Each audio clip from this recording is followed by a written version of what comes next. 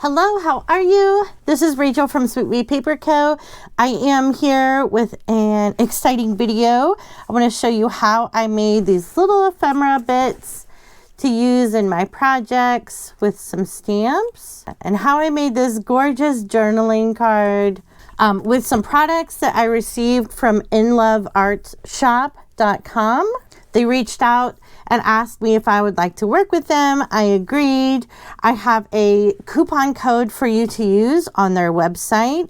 It's sweetbeepaperco, and there's a space between each word for that. That gets you 25% off.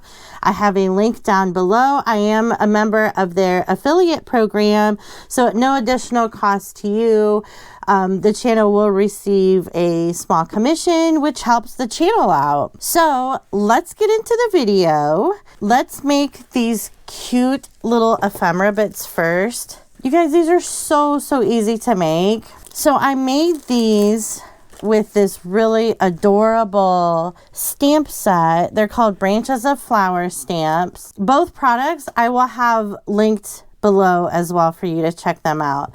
But these are so little and they're so cute. I love how small these are. So like even adding to this journal card would have been really cute too, which I thought about doing.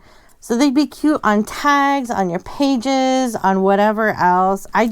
I love these just tiny little stamps. So let me show you how I made these. It's super simple. So I've just got a piece of cardstock. It's like a thinner cardstock scrap I had. And I used my background script stamp and just added some of that to this. Some of it's darker, some of it's a little lighter. I think I'll add a little bit more over here. Just kind of even it out. I noticed too on the ones I made, I kind of wish that the script stamp would be just a little bit darker. So I'm going to add a little bit more. So however big your scrap is, doesn't matter. This is about, I don't know, 5.5 inches long and about 3 inches wide. So I've got this little small acrylic block, and I'm just going to add 2 different stamps to it. I think I've used almost all of them so far. And I just added 2 of them to my little acrylic block.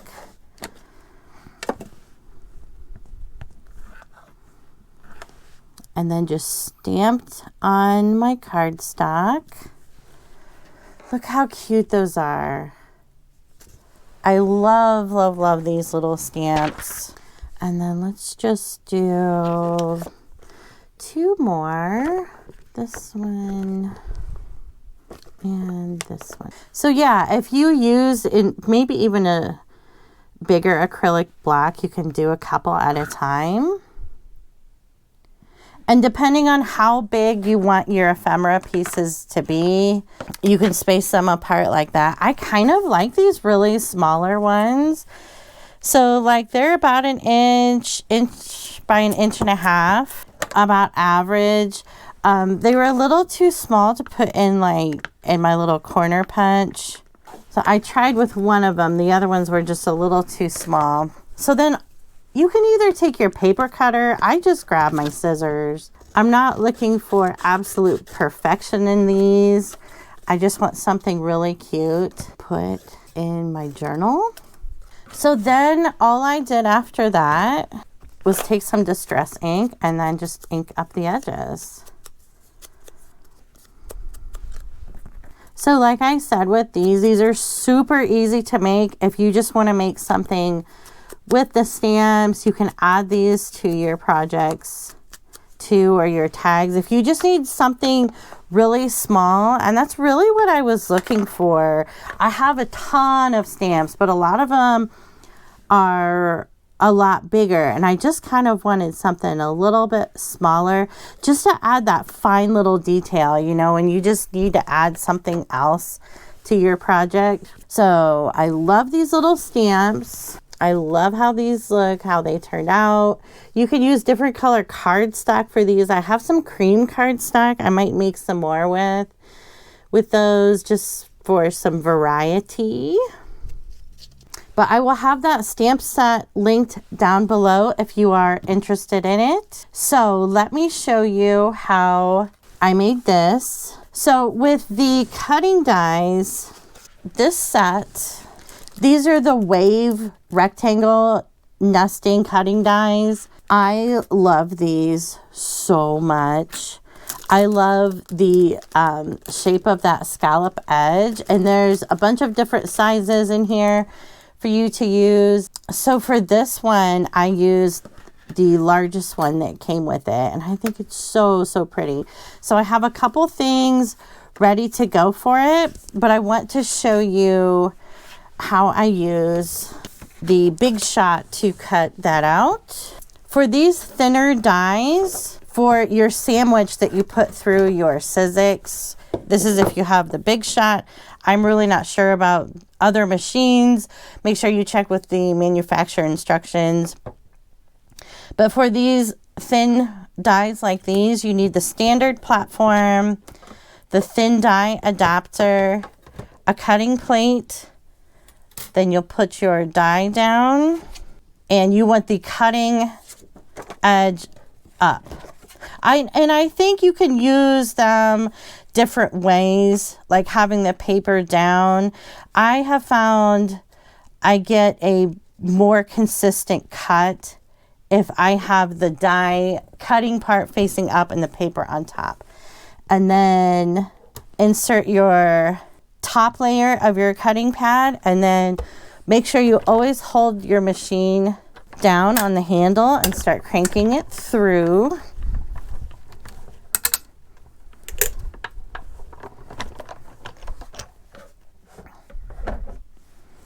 And this one is still in the die, which is fine.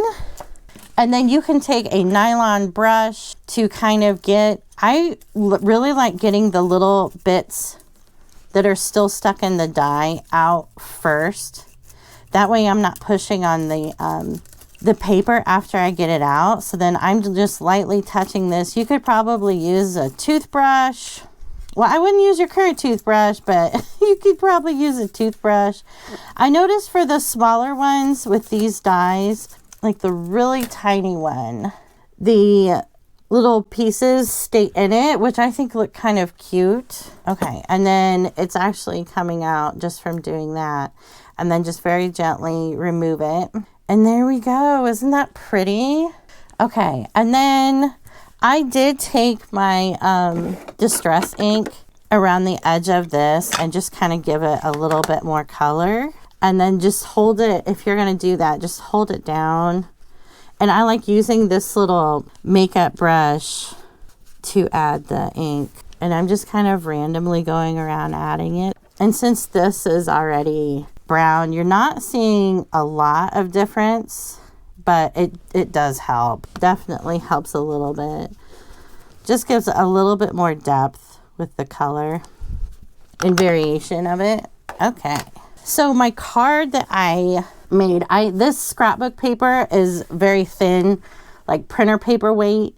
So I glued that onto some cardstock, and then I glued some ledger paper on the back of that. So it's pretty sturdy. And I went around the edges and I just distressed the edges and rounded the corners of this. So this is about a little over 5.5 by about 6.5. So first thing I want to do is glue down this frame, and I kind of want to put it towards the bottom on this card. That way I can sew this little lace tab at the top. So to do that, I'm going to take some liquid glue with a precision tip, and that really helps not get too much glue, because I usually use way too much glue. So I'm just going around the frame, and then each of these little scallop edges, I'm just adding a little dot of glue. So it's kind of like when you're gluing down a doily, you're just kind of getting the more solid pieces, you know? So then I'm just kind of quickly adding these little dots, and if we miss one or don't get enough glue, we'll just add some here in a second. So I'm just going to put this down on the card towards the bottom.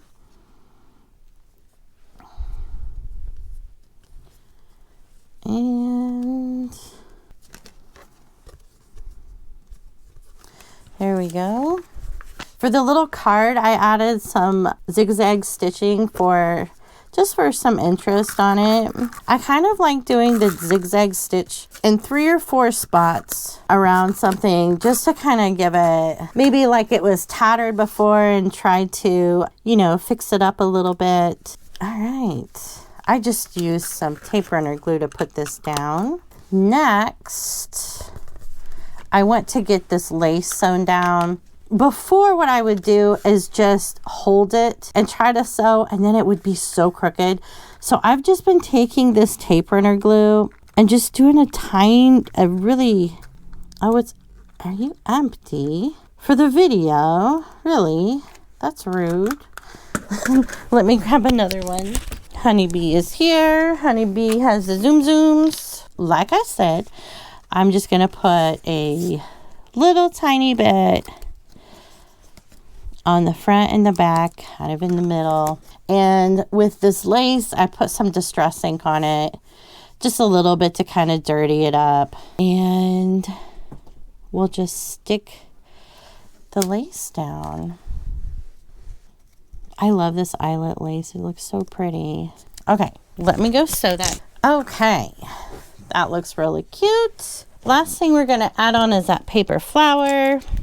Just getting out my fabric tag. So I took 2 paper flowers and a metal brad and put them together. So there's the little brad legs. I didn't want to put the brad through the paper because I had already glued everything together. So we'll just add some fabric tack to the back of the flower.